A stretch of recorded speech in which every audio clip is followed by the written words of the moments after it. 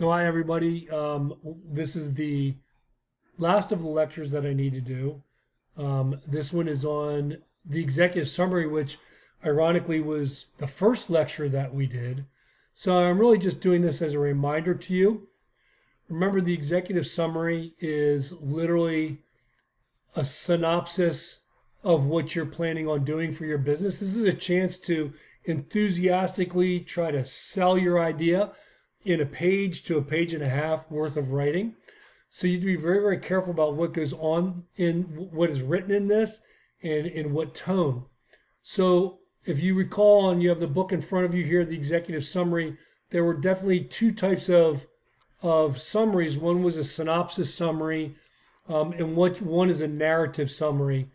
Just again to give you a little clue, again, look on your page in front of you. It says, without a doubt, the single most important portion of your business plan is executive summary.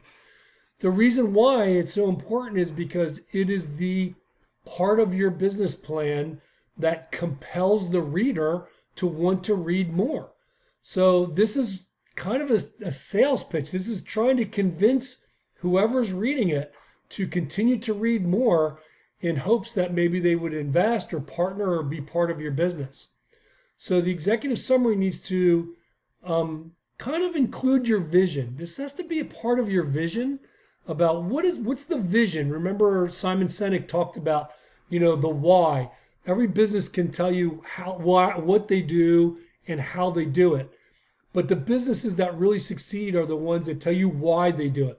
What is the purpose? Some of you guys are doing some businesses because they're, especially the couple of you doing nonprofits, there's a real why. Why did you choose that nonprofit area to focus your business plan on?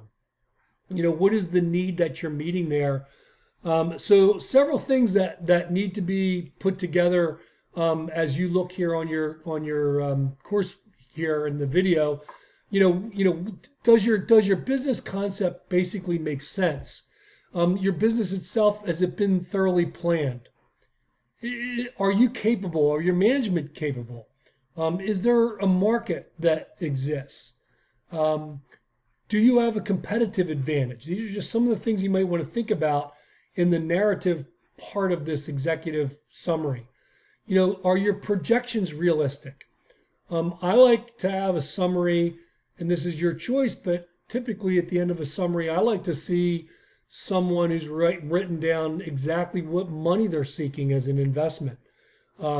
Because if I look at the executive summary and I know I'm a small investor and I know that the business is looking for $1 million or more from an investor, I'll know that I probably shouldn't continue reading that because I'm not going to be able to meet that requirement.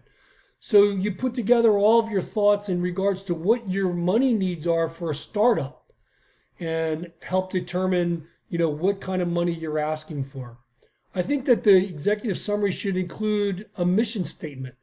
Who is it that you're meeting the needs of? So who are your customers?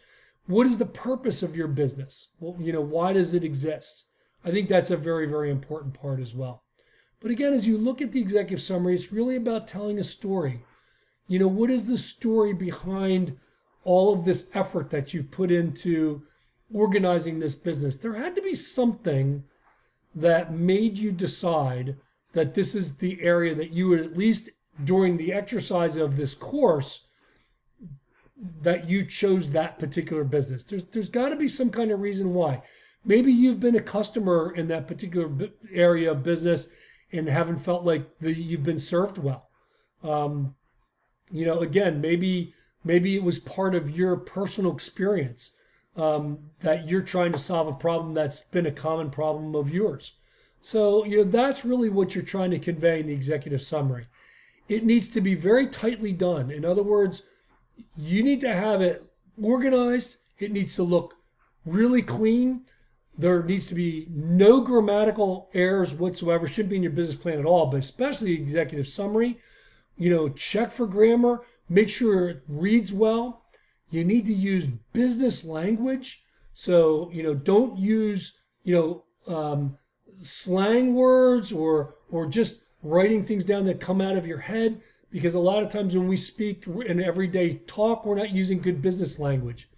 you want people to read it and to think, wow, this person is very sharp. They really understand business, and they're smart, and there's somebody I want to read more about. Because I think the bottom line is that investors are investing in you more than they're investing in the business. So they might want to tweak the business idea somewhat, but if they really like you and you show that you're competent and capable through your whole business plan, that's enough to motivate them to invest more. So, as you write your summary, that's really what you want to be focusing on. Okay, so again, we saved this to the end. We did talk about this in the beginning of the semester, but now we saved it more for the end because you may be changing. And as you've gone through this whole process of writing your business plan, your ideas have changed and your thinking has changed. Maybe your plan has changed a little bit.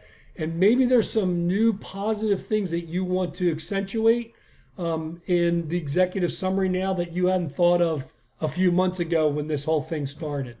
So again, work on your executive summary. So financials, executive summary are due the end of next week. So that's the beginning of April. And then we're going to send out your whole business plan to all of the judges in the beginning of the second week of April. So good luck with this. And I look forward to reading your executive summaries when you've completed them. Take care.